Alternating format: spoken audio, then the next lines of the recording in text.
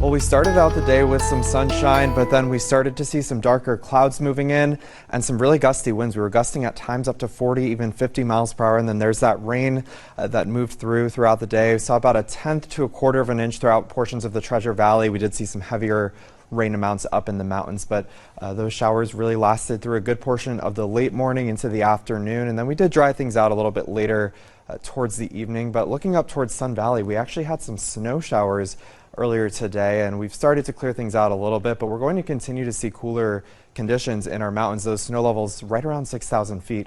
We're seeing an upper level low pressure system gradually moving through. It is weakening as it's moving through, but that is providing that really cold air over portions of Idaho and into eastern Oregon. That's where we've seen those temperatures fall about 10 to 20 degrees over just the last 24 hours. So it has been a cool Friday and definitely a shock to the system given that we were in the 80s to near 90 just a few days ago. But of course, we're looking at those cool and showery conditions sticking around the next several days.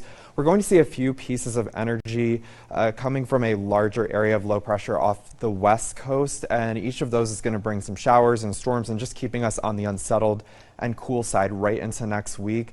And then you'll see this trough kind of stays a little bit further to the west as a ridge of high pressure sneaks in here and really begins to amplify towards the end of the week. That's when we're going to start to notice those temperatures going back above normal, and we'll likely be back into the 70s, maybe even some 80s by next weekend. So if you're enjoying the warmer weather towards the end of April and early May, we'll see a return to that pretty soon, but of course we're still going to see that snow melt, so we have that flood advisory in effect across our west central mountains down into Boise and Elmore counties. That's where we're going to continue to see that snow melt, leading to the chance for some flooding. There's no specific flood warnings within this advisory. This is just a general flood advisory for the chance of some of that small stream flooding and some minor poor drainage flooding. And then we do have flood warnings down into Blaine County, where we are going to see the Little and Bigwood rivers remaining near flood stage over the next several days. So that's really our biggest area of concern for imminent flooding, but just going to see that risk staying with us the next week or so.